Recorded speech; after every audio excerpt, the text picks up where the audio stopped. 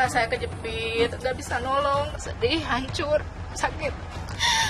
Di tenda tumpuk-tumpukan, kalau hujan bocor. Mau dikasih 500.000, tapi sampai sekarang nggak ada. Saya rumah udah dihancurin, dikasih enggak. Urang teh tercepat se-Indonesia. Lokasinya ke saya, insya Allah mau lamide baris di mana. Tidak usah banyak janji-janji lah, kamu selalu dikasih harapan, tapi ternyata sampai saat ini ya seperti ini. Gempa yang menghantam Cianjur beberapa waktu lalu masih meninggalkan jejak yang cukup mengguncang batin. Puluhan kepala keluarga yang terdiri dari ratusan warga masih tinggal di tenda-tenda terpal yang jauh dari layak. Mereka berdesak-desakan di dalam tenda dengan fasilitas yang amat minim, diantaranya MCK dengan jumlah yang sangat tidak berimbang dengan penghuninya. Tua, muda, bahkan balita, dengan sebagian di antara korban ada yang menderita sakit, terpaksa pasrah menerima nasib. Mereka terus menunggu janji kehidupan yang lebih baik yang pernah dijanjikan kepada mereka. Apa yang menyebabkan janji itu tak jua terrealisasi? Saudara saksikan buser investigasi yang tercecer di pengungsian Cianjur selengkapnya.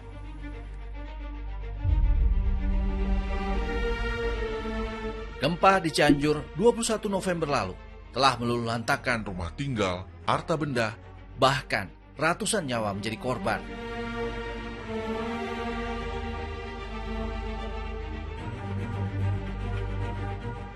Delapan bulan telah berlalu, namun masih menyisakan pilu yang teramat dalam.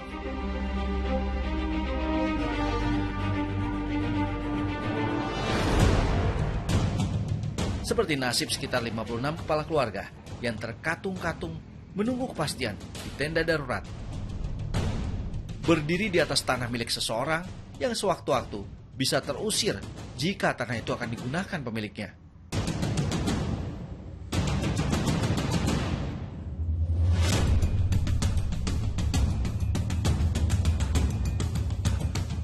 Sekitar 146 jiwa, tua, muda, bahkan balita, berjejal, berdesak-desakan, tinggal di tenda darurat, berdinding dan beratap terpal.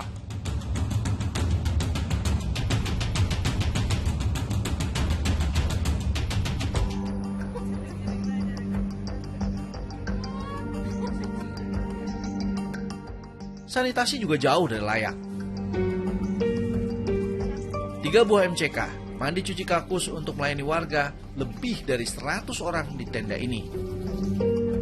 Tiap hari ngantri gini kalau mandi? Tiap hari, tiap pagi, sore, kalau mandi, apalagi kalau hari-hari sekolah, aduh. Mudah-mudahan Udah sabarnya juga udah nggak ketulungan. Biasa tinggal di sini 150 orang. Panjang berarti? Oh iya, apalagi kalau lagi masuk sekolah, lagi ada lagi. Dari subuh teh sampai asar nyuci piring coba. Ya? Asar dari subuh teh nggak kebagian. Air gampang tapi kan sini? Susah. Hah? Airnya susah. Kasihan anak saya Pak, 2 masih sekolah, masih ada yang masih kecil. Di tenda tumpuk-tumpukan Pak, tidur kalau hujan bocor, berisik. Jadi pengen bocor. Kalau siang panas, pokoknya kalau siang tuh jarang di rumah Pak. Kalau hujan kehujanan. Iya, Kalau panas kepanasan. Belum lagi, bila cuaca panas mulai menyengat.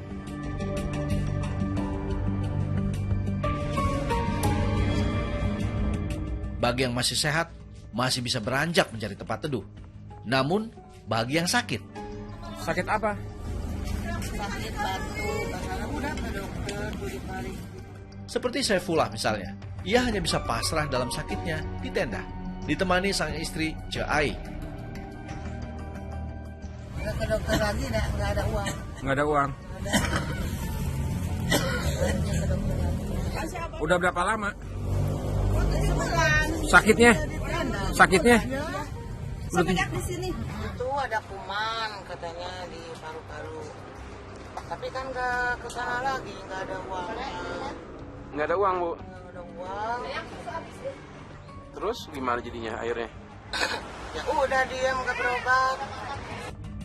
Karena sakit Saifullah semakin parah, ia pun dibawa ke rumah sakit. Dan innalillahi wa inna ilaihi rajiun. Saifullah mengembuskan nafas terakhirnya.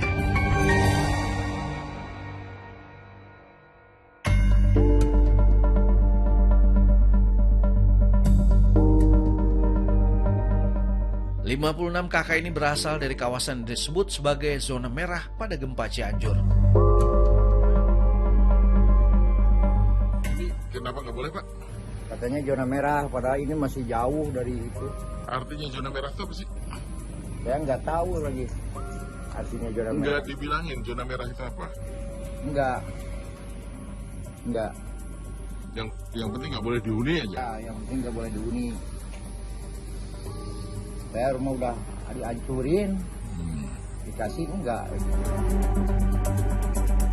Puluhan kepala keluarga ini benar-benar ingin segera pindah ke tanah relokasi yang dijanjikan pemerintah. Mereka hanya menginginkan hunian layak seperti dulu, tercukupi oleh sandang dan pangan. Makannya juga oncom, ada yang ngasih. Gak ada yang ngasih mah nggak bakalan makan oncom. Mereka masih terus menunggu janji yang tak kunjung ditepati. Uang kontrakan misalnya. Bulan Januari itu kita mau dikasih 500.000 per kakak. Tapi sampai sekarang nggak ada. Sekarang udah berapa bulan atau udah hampir dari Januari, Februari, Maret, April, Mei, Juni, Juli.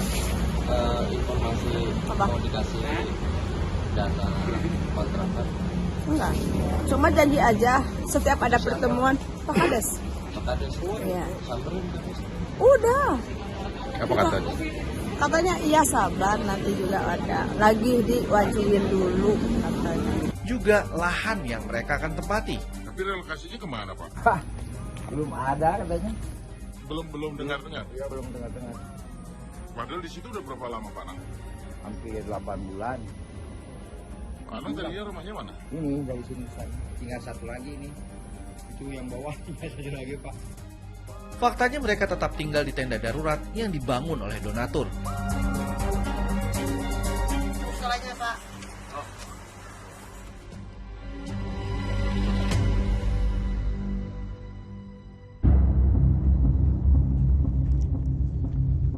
Mereka masih sering menjenguk kawasan tempat tinggal lama yang kini telah diratakan dan ditanami tanaman kacang sebagai penahan longsor. Kalau saya kesini, ke lokasi, pasti saya nangis. Kejebak juga sih, saya sempat kejebak, nggak bisa lari. Kejebak keruntuhan, ke belakang, tanah udah gini-gini. Udah bergulung di bawah sana. Keponakan sama kakak saya kejepit pohon. Pengen ditolong sama saya nggak bisa nolong karena susah.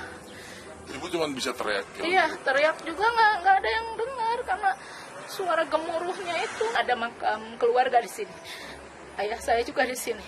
Makamnya nggak ketemu. Jangankan makam rumah saya aja nggak ketemu.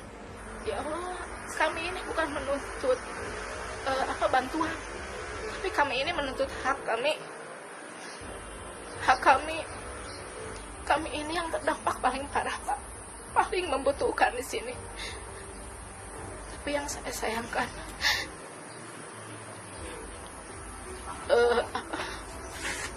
keterangan Pak Bupati dulu, jadi mengacunya ke administrasi siapa yang cepat dia yang dapat katanya. Kami ini di sini hampir 30 rumah ini hancur.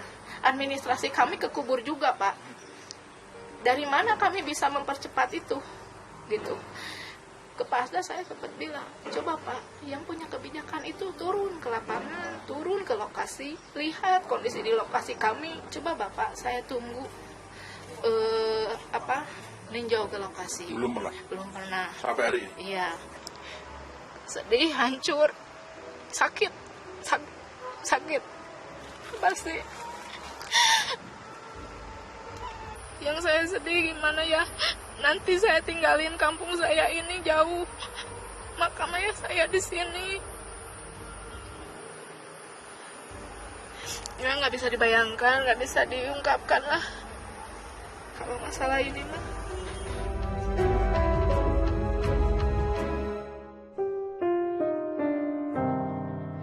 Mereka tak paham mengapa justru pembangunan di luar zona merah jauh lebih terlihat dibandingkan mereka yang jelas-jelas ada di pusat gempa. Ya, untuk transportasi alhamdulillah sudah indah, cuman tidak sebanding dengan nasib-nasib kami yang di Kampung Cugenang ini. Mestinya Pak, Ya, seharusnya kami sendiri juga di sini kan korban yang paling parah ya. Ya seharusnya diperhatikan lah sampai 8 bulan sampai saat ini untuk relokasi pun tidak jelas. Untuk penanganan pun tidak jelas. Intinya kita dapat realisasi aja Pak dari pemerintah secepatnya. ini sampai kuat seberapa lama nih di sini nih? Oh, nggak tahu Pak, sampai ada. Kita nggak tahu sampai kapan. Nggak tahu sampai kapan Pak ini. Untuk balik lagi ke tanah rumah dulu? Pengen Pak. Kalau balik lagi ke rumah yang dulu kan kita masuk zona merah, jadi nggak boleh ditempatin, dibangun, nggak boleh tempat tinggal. Untuk bantuan dari pemerintah, uang itu? Atau dari sini? Oh, nggak ada Pak. Belum ada. Pemerintah Sama sekali? Sama sekali. Kemarin kan ada dana buat orang yang terrelokasi. Ya. Buat kontrakan. Tapi sampai sekarang belum ada. Katanya di berapa dapat rencananya waktu itu katanya? 500.000 Pak. Itu kapan? Ada 1 bulan. Ada pengajuan 1 bulan. 1 bulan pengajuan kita. Tapi sampai sekarang belum ada. Itu ada uang sewa per bulan. Translate dong.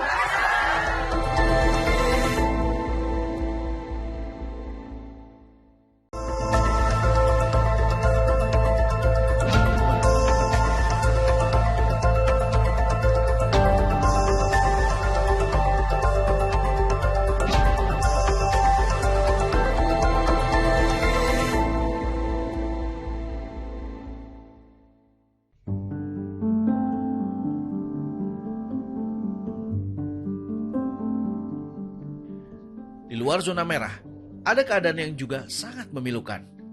Bangunan rumah rubuh, dindingnya rata dengan tanah.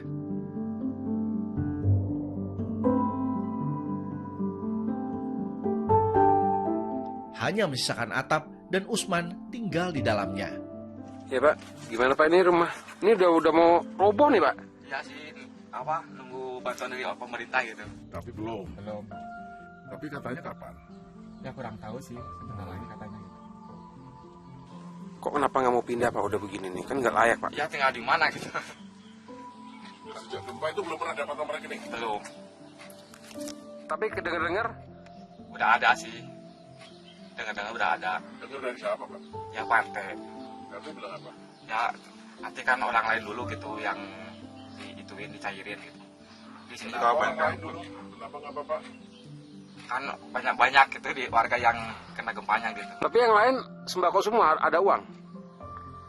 Kalau uang sih, jadi saya lupa lagi gitu. Pernah ada? Bapak pernah dikasih? Udah nggak dikasih. Kena potongannya? Ada. Usman menerima keadaan, sementara korban lain mempersoalkan kapan dana bantuan perbaikan rumah dari pemerintah cair. Usman tenang-tenang saja. Ia menganggap banyak korban lain lebih parah dari dirinya, yang tentu lebih pantas didahulukan.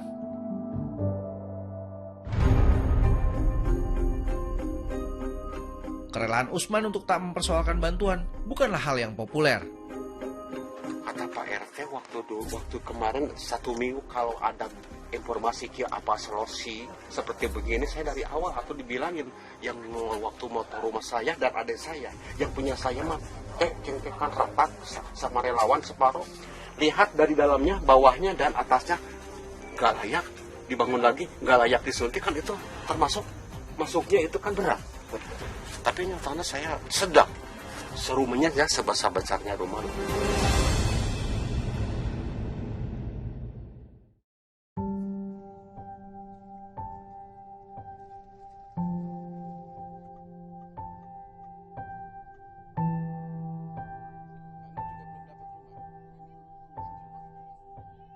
Beda lagi yang dialami oleh Ceyoyom bersama ibu kandungnya dan 6 orang anak sampai saat ini masih tinggal sementara di kebun kosong milik warga.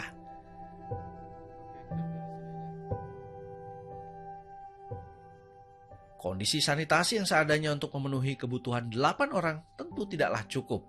Ini tanah berarti? Iya, tanah. Makanya kalau hujan, apalagi hujannya deras, rembes. Rembes? Ini iya. Ini kan makanya sengaja nih. Kondisi darurat ini terus dirasa oleh Coyoyom dari terpal tenda yang sudah mulai usang, bahkan rusak, tergerus panas serta hujan. Apalagi alas tempat tidur hanya terpal tipis yang langsung menempel dengan tanah.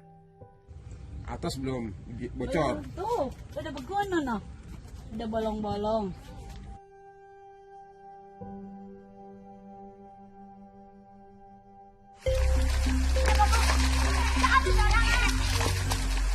Faktanya memang di luar zona merah terus dilakukan pembangunan dari hunian sementara atau huntara maupun hunian tetap atau huntap.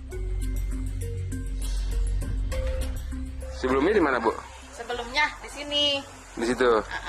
Sebelumnya di sini. Sekarang alhamdulillah udah ada yang lebih nyaman lah gitu. Alhamdulillah. Udah tempatin berapa lama? Waktu itu pas dikasih langsung ditempatin. Langsung tempatin. Iya, langsung ditempatin. Soalnya kan yang di sini nggak ada airnya, ini udah di. Oh udah. Berapa kamar, Bu? Satu.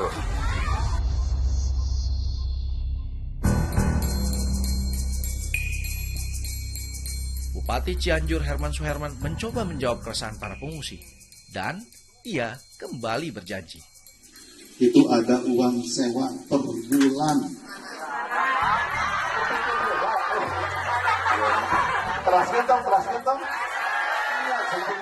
Terus. Urang teh tercepat se-Indonesia. Lokasi atas ayat, ya. Insya Allah mau lami deui, insya Allah mau lami deui baris dibangun.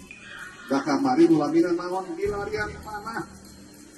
Mun aya tanah mah baheula geus beres. Tanahna teu aya. Alhamdulillah mun cilaku mah eta tanah pemerintah daerah.